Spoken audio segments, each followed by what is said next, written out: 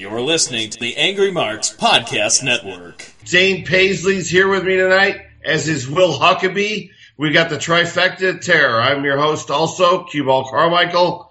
And tonight, we have the distinct pleasure of talking to the National Wrestling Alliance World's Heavyweight Champion, none other than Jax Dane. Welcome to the show, Jax. Hey, thanks, guys. I appreciate you guys having me tonight. Zane, why don't you start off with Jax? Well, I just want to thank you, sir, for coming on, and we've had the distinct pleasure of having Bruce Tharp on before, so we've talked about the history and the future of the National Wrestling Alliance. What does it mean personally to you to hold that prestigious title that so many great legends have had, and how are you planning to move it towards the future of professional wrestling? Well, man, holding that title is, as you said, it's the most prestigious title I feel like in the history of wrestling. The lineage of guys, the number of guys that have held that title, just makes it extremely, extremely special. And I mean, we can go through the names. You guys know the names: Harley Race, Steamboat. I mean, there's several guys that really make that prestigious. And holding that title, working, setting a goal, attaining that goal, head down, nose to the grindstone until you get there, it feels really, really special. It was a long uphill battle through some injuries, and through some other things, personal life with a divorce, and then obviously my mother passed away in February. So a long uphill battle, a lot of emotion, a lot of hard work. But hey, at the end of the day, we were able to accomplish the goal that we set out to do. And I'm really happy to be the NWA World Champion, really proud to be the NWA World Champion. And right now, my number one focus with the title is to wrestle at as many of the NWA promotions nationwide that I possibly can.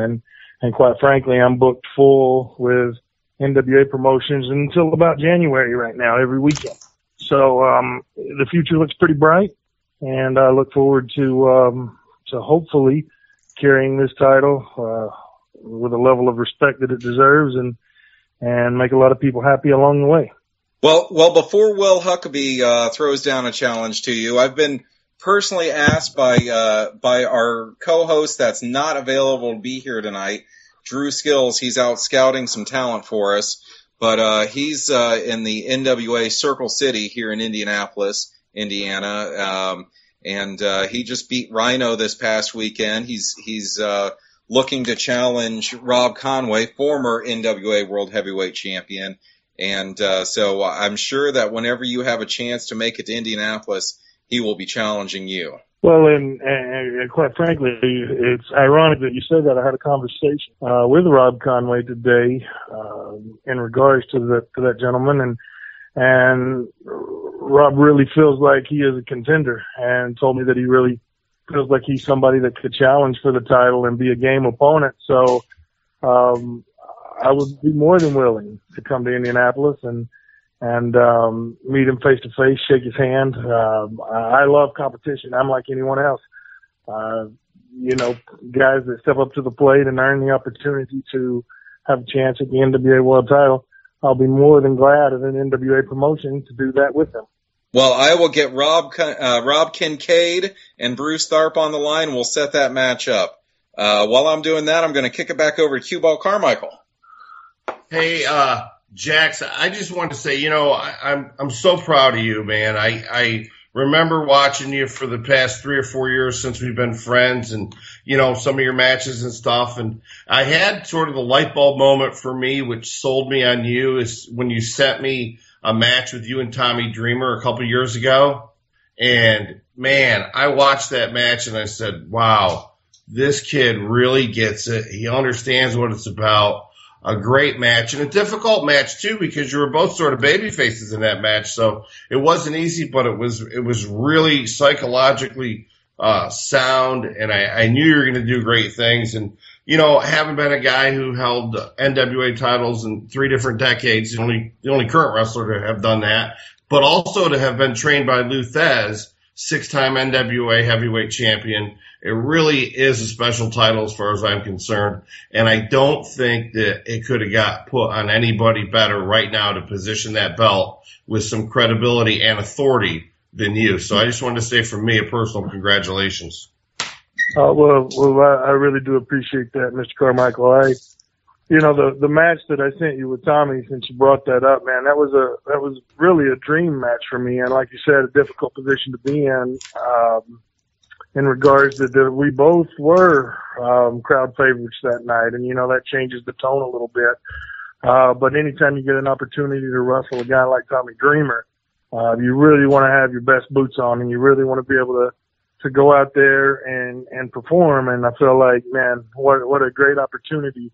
And most of the credit obviously goes to Tommy Dreamer, but I really appreciate your kind words on that. Yeah, I think it was it was a good match, and I sometimes it's hard to tell when you're watching a match from a distance, and but that one just had that feel to it that, to me, it could have been a main event anywhere in the country on our pay-per-view. It really could have. I thought it was. The crowd was packed. I know there was almost 1,000 people there. It was crazy. And, it was just really a match that told me, now, and I knew you were improving because I'd seen it, but when you got to that point, I think things just changed for you. And of course, it had to be fantastic. I mean, you have wrestled so many great wrestlers with Davey Boy Smith and who's his partner, Lance Archer? Lance Hoyt, yes, sir. Yeah, Lance Hoyt, right. And then you guys have, you've wrestled some of the great Japanese wrestlers over there. Tenzan, a few of the other ones. I mean, it's really you almost gotta kind of pinch yourself once in a while, don't you? Well, absolutely you do. It's almost like, you're dreaming at times, but then again, you have to take a step back and also recognize all the hard work that you've put in. And just like anything in life, whether it be wrestling or working out or a corporate job or whatever your challenge may be, as long as you're putting in the work, at some point, if you're working hard enough, something's going to break for you. Something's going to give. And, fortunately I was in the right place at the right time, working really hard and got some opportunities and feel like I made the most of them. Surrounded myself with really, really good people, that could lead me. And if you know what you don't know and you're willing to take the right advice from the right people at the right time, you can be successful in just about anything you do. Well, that's the truth. It's like the old question I always say is, do you want me to tell you the truth, or do you want me to tell you what you want to hear? Because I'll tell you the truth, but I'm not going to tell you what you want to hear. And that's the truth. If you're willing to go into it with that and look at a guy, maybe a few years ago when you're really just getting your stride and you had a chance to work around Rob, ask a guy like Rob, can you watch me? And when he comes and he critiques you, it's because he cares and he's trying to help you get better. But to have the mentality to understand that sounds very simplistic, but in today's business, as you know, Jax, it really isn't as common as we'd like to have it. So, credit to you for listening to the guys around you at shows. And before I hog all the time with you, let me throw it over to my buddy Will Huckabee, the NWA Continental Heavyweight Champion. Do I smell a North Carolina clash between Godzilla and the Continental Champion, the Morning Star, William Huckabee? No. Let me go ahead and do this disclaimer before any of our listeners get this confused. I've already been in a match with Jax Dane, so I can attest to this guy's strength and his size, agility, and speed. All right, like I've been, at the time by the time I actually stepped in the ring with Jax, I've been wrestling for like 7.5 years, and then faced, guys like Damian Wayne and Lance Erickson, and a lot of really big guys, Ooga Booga and stuff. That match with Jax, legitimately, I woke up the next morning, got on Facebook, and legitimately typed, I felt like I got hit by a Mack truck. That was probably, I've never been hit so hard in my life from a single move, that I'm, as of right now, I respect the title. I respect Jax's position in the NWA and stuff. So I'm not chasing after the world title by any means. Right now, I got my eyes set on Eric Andrews and becoming the NWA national champion. So let me go ahead and put that disclaimer out there. Now, Jax, first of all, thank you for being a guest on the show, man. I really do appreciate it. My first question is, you know, for people that follow you on Facebook and stuff, they know that you and Ray Rowe are really good friends, best friends and stuff. You two have a motto where you say, walk the path. Can you give our listeners a definition of what that saying means to you? Oh, man. Well, first of all, you're right. He is my very best friend in the world. We live together. I'm super happy for the success he's having. In my opinion, he's one of the very best professional wrestlers in the world today. And we do live by a motto. And when we say walk the path, we say that a lot, but we also, and we live it every day. And it's pretty simple, man. It's give more in this world than you take from this world. Be kind to everybody that deserves you to be kind to them, and work your ass off. If you do those things, man, life will treat you well. And he and I are real loyal to one another. We have each other's back in almost any situation that would present itself. Tell you the kind of guy Ray Rowe is. My mother passed away February this year from a battle with cancer. Ray lives, our place in Austin is about 17 hours from my place in my father's farm in Chattanooga, in Soddy Daisy, Bakewell area. And, we're halfway through the viewing and the funeral stuff, and my phone rings and it's Ray. And at first I think he's calling just to check on me, so I grab it real quick, and he said, "Hey man, is Chattanooga on Central Time or is it on Eastern Time?" And I said, "It's on Eastern Time." Why? He drove about 40 minutes away, drove 17 hours just to be with me the night before we buried my mother. So that's the type of friendship, and that's the type of loyalty, and that's what we talk about when we say walk the path, man. I mean, it's real life stuff. It's not just a slogan. It's the way we live. And I'm glad you brought that up, because I like to be able to tell people about that. Now, once again, Jax, you're the world champion and stuff, and anybody else in your position would boast and brag and let the whole world know, stand from the top of the mountain and beat their chest. And you, on the other hand, are the complete opposite. You're a very humble guy. A lot of times when you post anything on social media, it's always something very positive. Why is that? I mean, why not boast? Why not brag? Why not tell people, hey, I'm the NWA World Champion, I'm the best wrestler in the world? Why so humble? What keeps you humble? Well, there's a handful of things that go into that for me. And first of all, I try, everybody says, do your talking on the field, do your talking in the ring, do your talking in the gym. When there's time to compete, that's when I can tell people or show people with my actions that I'm the most dominant heavyweight in the world. I don't shy away from that once the bell rings. But outside of the ring, there's so much more you can do with your time than tell people how great you are. I think Q-Ball Carmichael said one time on one of his posts or on one of his diatribes that never be the guy that talks about yourself. Let others talk about you, and you just continue to work hard. And I adopt that motto. I'm going to work hard than anybody that I'll climb into the ring with, in the gym and life and everything, and how I approach the business and how I approach everyday life. So I don't really feel like there's a need to tell people that I am good or that I work hard or that I don't feel like that need is there. I think if you, it's like Q-Ball and I were talking about earlier, if you plant the seeds, it's going to grow, and people will see from the fruits of your labor whether or not you're working hard, or how good you are. You don't have to tell them. Just go out and perform, and then let them tell you that they think you're good. And that's just my approach to it. That's almost the exact quote. I think it was, you said it perfect. It was, when you think you're good, you tell everybody. When you are good, everybody tells you. Well, yeah, absolutely. I mean, I can beat my chest and say I'm the NWA World Champion and tell the world, and I'm proud of that title. But I don't want to be the champion that tells everybody that I'm the best in the world. I want to be the champion that's known for changing lives of individuals along the way while I was the champion. or while I am the champion. That's what's important to me.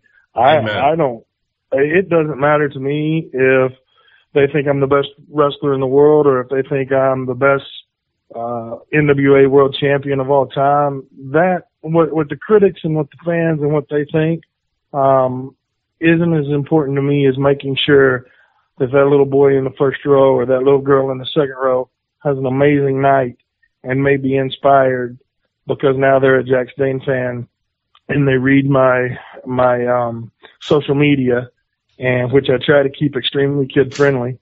Right. And it inspires them or motivates them or has them chase their dream, because what we all lose sight of in this world is at some point we were a 7, 8, or 9-year-old kid that had a dream. That's right. We all lose sight of that. So if I can encourage one kid or inspire one kid to chase their dream and they achieve it, then I've done my job. And that's what the legacy that I want to leave as an NWA world champion. You know, that's a phenomenal way to think. And, you know, I can tell you that that's an old school mentality, and you are a gentleman as a champion. You're a gentleman before you're a champion. And, you know, I always say this, and you know, I've told you, I was close to my mother. She was my best friend. She'd been gone 23 years. It seems like yesterday. But, you know, the thing that I always tell when I see somebody who's humble and who's decent and who's kind, who doesn't necessarily have to be, it's all in how you're raised. So, you know, I think that that's a big part of it. And as long as we're on that subject, Jax, I want to do something a little bit different. I want you to take me back to the time, because you're very in touch with it as I am. I still remember being that 8 or 9-year-old kid and falling in love with wrestling. But I want you to tell me what first got you interested in professional wrestling, your first memory, what got you interested, what made you decide this is what I want to do. Well, as a child, as a fan, man, I was drawn to Hulk Hogan like most kids were. I mean, it's no secret. It's to say your prayers, take your vitamins. You know, the whole Hulk Hogan was amazing as a kid. The red, white, and blue, the red and yellow. But I can remember the first guy that I fell in love with as a professional wrestler was Nikita Koloff. Oh, and he was, and you know, I don't want to say that I've modeled myself after him, but I would say there are some physical similarities between myself and Nikita Koloff. But he was my favorite, man. Whether he was a good guy or whether he was a bad guy, you couldn't take your eyes off of him. Right. And he was surrounded by great guys to wrestle, which made him even that much more fun to watch. And I just fell in love with his approach. And I don't know if you guys remember, but at one point he did a video and he was in a dungeon and he was military pressing, and it was dark and smoky. Yep. And it was, you know, I can't remember all the specific details of it, but I remember watching that video and thinking, man, I want to be that. Mm-hmm. And, you know, fast forward 20 years, here we are. That's an amazing thing. And, you know, I think we all had that one guy that stands out that made you flip the coin. For me, because, you know, I was raised in upstate New York and I didn't have access to the old NWA until later in my teens when I discovered how to find it. I'd always read about it in the magazines and things. But, you know, for me, it was watching Superstar Billy Graham when he was the heavyweight champion of what was then the Worldwide Wrestling Federation. But to see him come out there and flex, and he was that type of guy that he always got a reaction if he was briefly a babyface or behind him, if he was a rule-breaking son of a gun who got on a mic and cut those colorful promos.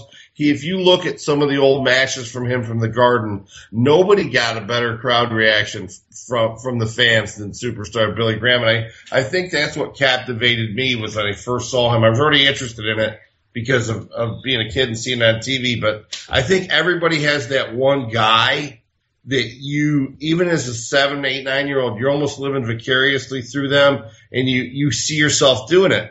And I think every kid does that pretty much with a wrestler. But then there's this different side of people like you or me or Will, where we actually decide we're going to go down that road and nothing's going to deter us or stop it. That's our passion. We want more than that, more than anything else in the entire world. And I think that, we all have those moments, and it's kind of interesting because, a lot of guys, you're what, 34 now, Jax? Yeah. Yeah, And mid-30s, yes, sir. Yeah, in your age group, anybody that had exposure to that Jim Crockett Promotions wrestling, I think probably any of the guys, and this is not coincidental. Mike Maverick was the same way. A lot of guys I know are the same way.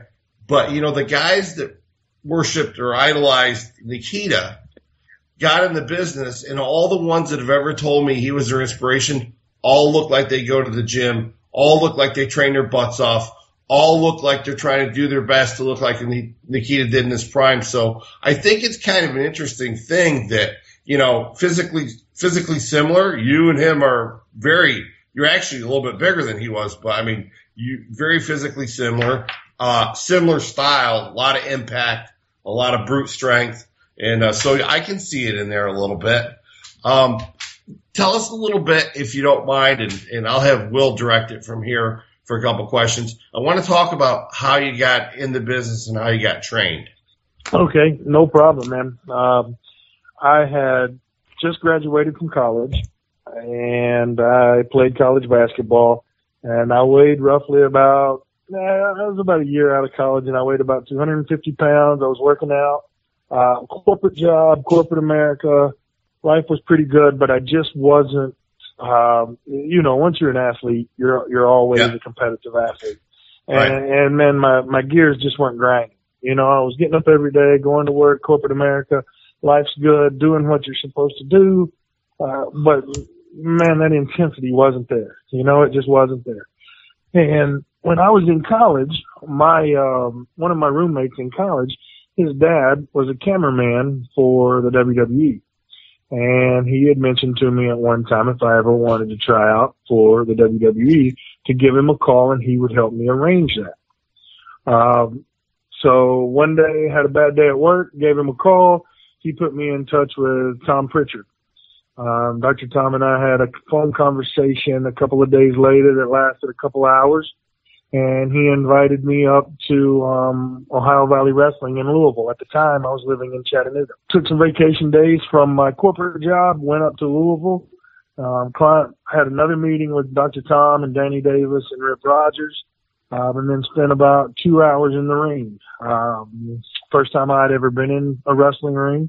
I had always been a huge wrestling fan, but never had the opportunity to train or compete or what have you. 2 hours of training with Rip, a bunch of basic stuff that we all, initially get put through. And I had a pretty decent knack for it. Just athletically, I was able to do what they asked me to do, which is, that's part of the battle. Right. So athletically, I was there, but I didn't have a clue about professional wrestling. I didn't know anything about wrestling. So they told me to get in a little better shape and that, they'd like to have me move up to Louisville. However, since, I didn't have any experience, that I would need to start training with Nick Dinsmore and Rip Rogers. And then when the time was right, we would, pull the trigger on me basically joining OVW. Right. So about 2 months went by before I could get all my stuff gathered, my professional career in order, moved up to Louisville, got a place, started training with Nick, Trailer Park Trash, Rip Rogers, and Rob Conway pretty often, and caught on fairly quickly, but still didn't understand what I was doing. Athletically, I was way ahead of the game. Psychology. Mentally, I was, I just didn't know. And then what was scary at that point is I didn't know that I didn't know, if that makes sense. Because it was absolutely. It was just so early. So fortunately, I had Rob and Nick and Rip really put me through the gears, grind my gears, man, and got a really good foundation for training with those guys.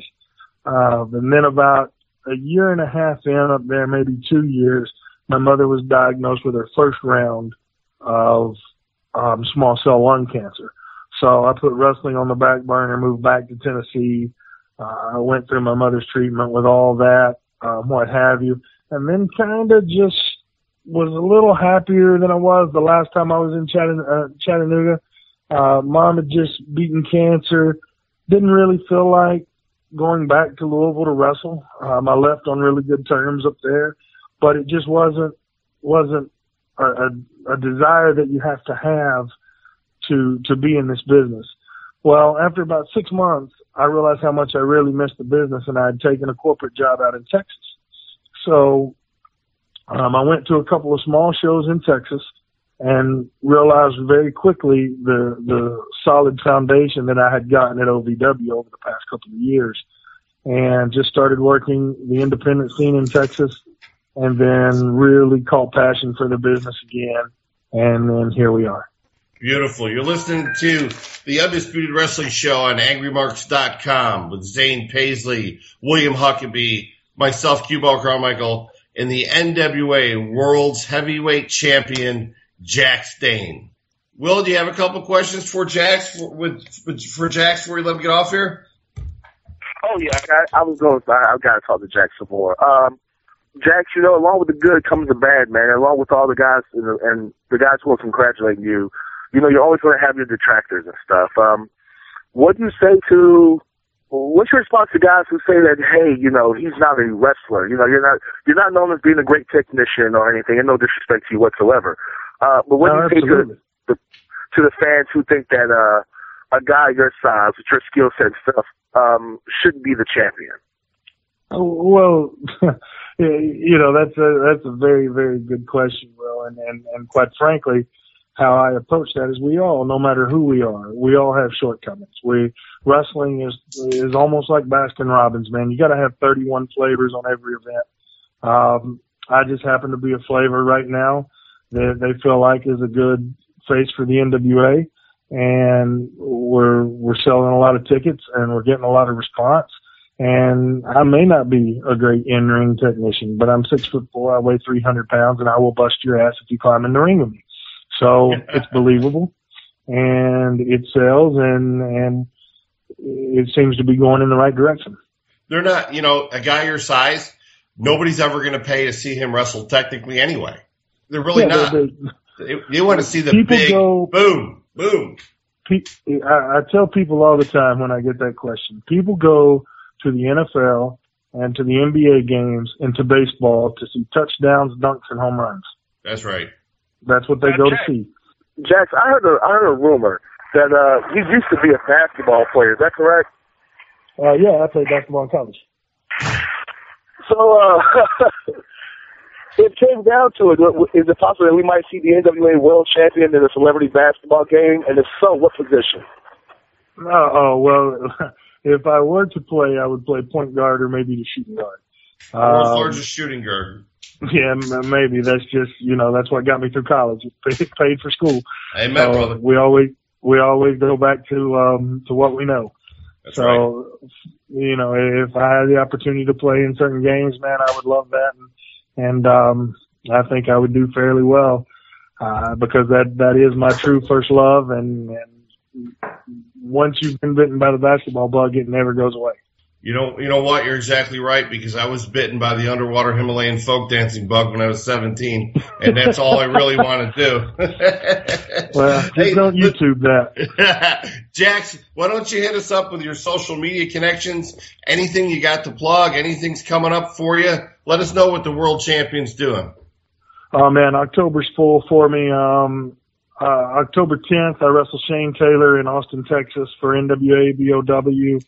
October 9th, I wrestle for NWA Wrestling Revolution down in McAllen, right on the border in Mexico. The 16th, I'm up in Texoma against Mike Fox at NWA Texoma. And then the 17th, I wrestle Moose from ROH in San Antonio, Texas. Wow, that's gonna be a good one. Yeah, it should be great. And then Halloween night, IHWE and David Fuller and James Beard and those guys just joined the NWA. They're having a huge event up there that night. I'm a special guest, making some special appearances up there, meeting the fans, and so I'll be there. Facebook is just at the Jax Dane. My Twitter is at Jax Dane, and then my Instagram handle is J Dane Layman, Laymon, and pretty easy to find. 6'4", 300 pounds. I can't hide from many people. Yeah, you're not hiding from anybody anytime soon, buddy. Zane, you want to close it out with Jax? Well, Jax, I had one quick question for you. We've heard rumors that NWA might be securing a deal with Spike TV, and we do know that the NWA 24/7 channel is available for all of your fans and all of our listeners. What's it like getting more exposure available for the NWA? Well, the NWA has a very, very talented roster in all the states, whether it be Tennessee, North Carolina, Texas. We have some fantastic wrestlers, all different. Another Baskin-Robbins analogy. We've got 31 flavors in every state, man. We've got little guys, we've got big guys, we've got strong guys. We've got some very, very talented females. So it's just a matter of getting exposure, and the more exposure that we get, I think we have a roster full of guys that will be able to draw some fans in. And once we do get a national TV program, and if we're fortunate enough to do that, I think we'll make a pretty good statement. The NWA Classics, which we've been focusing on pretty steadily over the past year now, is going to start showing some newer stuff.